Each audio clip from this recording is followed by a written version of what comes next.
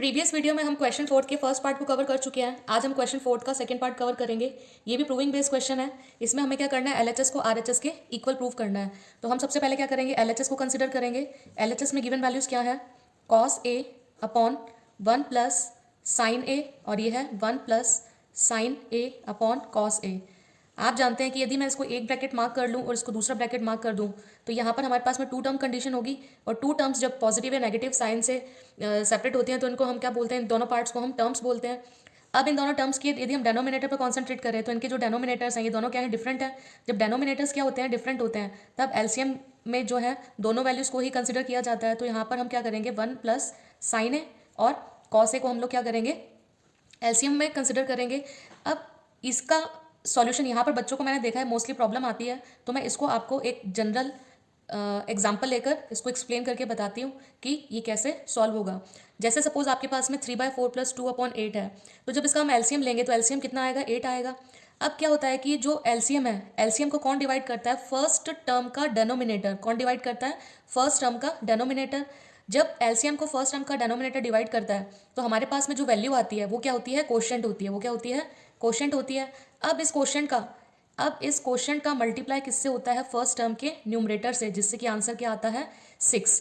और इसी तरह से हम लोग क्या करते हैं, सेकेंड पार्ट को जो है सॉल्व करके और आंसर को हम फाइनली फाइंड कर लेते हैं। अब इससे यदि हम इसको कंपेयर करें तो हमने सबसे पहले क्या किया था, हमने एलसीएम को फर्स्ट टर्म के डेनोमिनेटर से डिवाइड किया था। एलसीएम को फर्स्ट टर्म के डेनोमिनेटर से डिवाइड किया था। यहाँ पर एलसीएम हमारे पास में क्या है, 1 प्लस साइन ए और कॉस ए। ये तो है एलसीएम, ये क्या चीज़ है, एलसीएम। अब इसके अपॉन में हम क्या रखेंगे, फर्स्ट टर्म का डेनोमिनेटर। क्या रखेंगे, फर्स्ट टर्म का डेनोमिनेटर, जो कि क्या है 1 प्लस साइन ए। अब मैंने क्या किया, इसको इससे कट कर दिया। तो ये जो कॉस ए आया है, ये कॉस ए क्या चीज़ है, कोशेंट है। कॉस ए क्या चीज़ है, कोशेंट है। हमने क्या किया था, कोशेंट का मल्टीप्लाई न्यूमरेटर से किया था। किससे किया था, न्यूमरेटर से किया था। तो हमारे पास में क्या हुआ था, फर्स्ट टर्म की वैल्यू आ गई थी। तो अब हम लोग क्या करेंगे, अब हम ये जो कॉस ए आया है, इस कॉस ए का मल्टीप्लाई, ये क्या चीज़ है, कोशेंट है। इस कोशेंट का मल्टीप्लाई हम लोग किससे करेंगे, न्यूमरेटर से। न्यूमरेटर हमें क्या, कितना गिवन है, कॉस ए गिवन है, ये क्या चीज़ है, न्यूमरेटर। तो अब आपको समझ में आया होगा कि किस तरह से कैलकुलेट होता है। तो यहाँ पर जब हमने डिवाइड किया तो आया कॉस ए, और जब हमने इस कोशेंट का मल्टीप्लाई किया न्यूमरेटर से तो भी क्या आया, कॉस ए। इसको हम आगे सॉल्व करेंगे। यहाँ पर हमने मार्क कर दिया प्लस। सिमिलर वर्क जैसा हमने फर्स्ट पार्ट को सॉल्व किया वैसे ही हम सेकंड टर्म को भी सॉल्व करेंगे। इस एलसीएम को ये डेनोमिनेटर डिवाइड करेगा तो कॉस से कॉस कटेगा, तो मेरे पास क्या बचेगा, 1 प्लस साइन ए, और ऑलरेडी यहाँ पर क्या पड़ा हुआ है, 1 प्लस साइन ए। तो ये हो जाएगा 1 प्लस साइन ए इंटू 1 प्लस साइन ए, और इसको मैंने क्या कर दिया, बिग ब्रैकेट में क्लोज कर दिया। अब देखिए, यदि आप इनको दोनों को ए कंसिडर करते हैं तो ए इंटू ए क्या होता है, ए स्क्वायर होता है। इसी तरह से cos A into cos A क्या बन जाएगा, कॉस स्क्वायर ए। इसी तरह से 1 प्लस साइन ए और 1 प्लस, यदि इसको मैं कंप्लीट को ए कंसिडर करूं तो ये ए इंटू ए से ए स्क्वायर बनेगा। इसका मतलब 1 प्लस साइन ए का होल स्क्वायर। अब मैं इसमें 1 का स्क्वायर और साइन ए का स्क्वायर अलग अलग नहीं ले सकती हूँ, क्योंकि यहाँ पर फाइनली ए प्लस बी का होल स्क्वायर से आइडेंटिटी बनेगी, जो कि एक्सपेंशन होने के बाद ही सॉल्व हो पाएगी। अब मैंने क्या किया, यहाँ पर अपॉन का सिंबल लगाया और यहाँ पर मैंने क्या लिख दिया, 1 प्लस साइन ए और क्या लिख दिया, कॉस ए। अब देखिए, जो कॉस स्क्वायर ए होता है, कॉस स्क्वायर ए को मैं 1 माइनस साइन स्क्वायर ए भी लिख सकती हूँ। क्या लिख सकती हूँ, 1 माइनस साइन स्क्वायर ए, क्योंकि 1 minus sine square equal to cos square identity होती है। और यहाँ पर मेरे पास में क्या है, 1 प्लस साइन ए का होल स्क्वायर, और अपॉन में मेरे पास में क्या है, 1 प्लस साइन ए, और यहाँ पर मेरे पास में क्या है, कॉस ए। तो अब देखिए कि अब मैं क्या करूँगी, इसको सॉल्व करूँगी।